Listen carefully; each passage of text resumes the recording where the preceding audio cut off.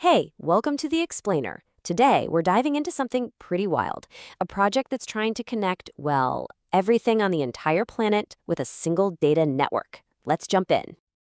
So let's just start with a big question. Imagine for a second, what if a sensor in the middle of the ocean or a tracker way out in the desert could communicate just as easily as the smart thermostat in your home? This is the huge question that's driving the technology we're exploring today. And to get a sense of the scale here, just look at this number. By 2023, we're talking about more than 14 billion devices connected to the Internet of Things, or IoT.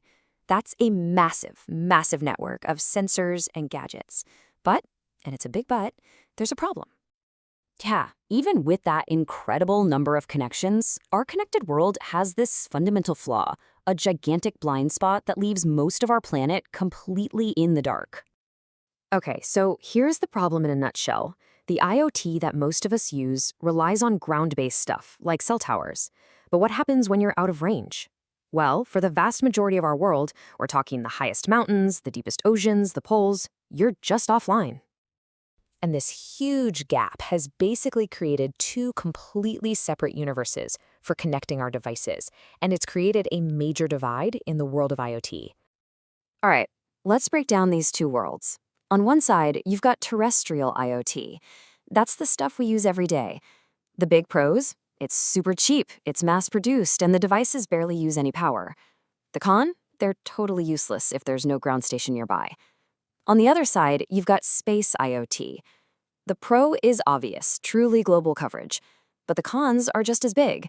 It's expensive, the devices are custom-built, and they all operate in their own little isolated networks. And this quote from the source material really hits the nail on the head. They are separated sectors. It's because of totally different technologies, different standards, even different business cultures between the terrestrial and space industries. You can't just take a standard off-the-shelf gadget and expect it to talk to a satellite. It just doesn't work that way. So how in the world do you solve this? Well, this is where the Stereo project comes into the picture. It is designed specifically to be the bridge that connects these two separate worlds. Stereo's goal is to create one single unified network. The idea is that a simple, low-cost IoT device can automatically connect to a terrestrial gateway if there's one nearby, or if it's out in a remote location, it can connect directly to a satellite passing overhead without needing any special fancy hardware. And you know, this is the really brilliant part of the whole approach. Instead of reinventing the wheel with expensive, custom-built space tech, Stereo wants to adapt the wildly successful model we have on the ground, using these popular, low-cost technologies and just make them work with satellites. It's all about bringing the space segment down to Earth, so to speak.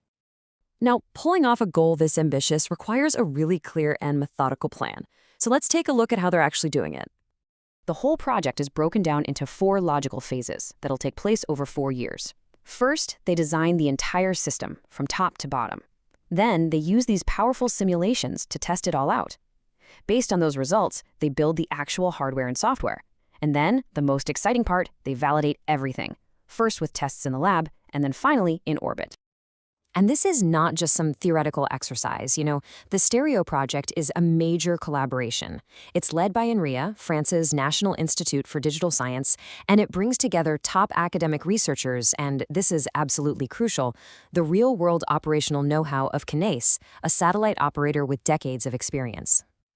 So what's the big payoff? Why does integrating these two worlds even matter so much? Well, this is where the vision really starts to come to life. A truly global, low-cost network opens up some incredible possibilities. I mean, imagine tracking shipping containers across entire oceans in real time, or putting environmental sensors in the most remote parts of the Amazon to monitor climate change. Farmers could get data from sensors scattered across vast rural properties.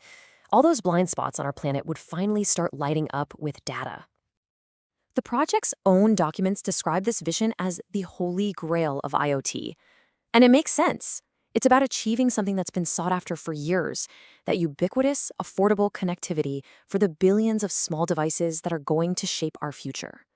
So if there's one thing to take away from all this, it's this. Stereo's goal is to take the magic of terrestrial IoT, the mass-produced, the low-cost, the power-efficient technology that's already connecting billions of things, and give it a planetary reach. It's about making global connectivity a simple, scalable, and affordable reality. Which leaves us with this final thought. When every single corner of our world can be affordably monitored and measured, what new questions are we going to be able to ask?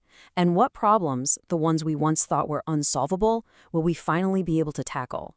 It's a future that projects like Stereo are working to build, one connection at a time.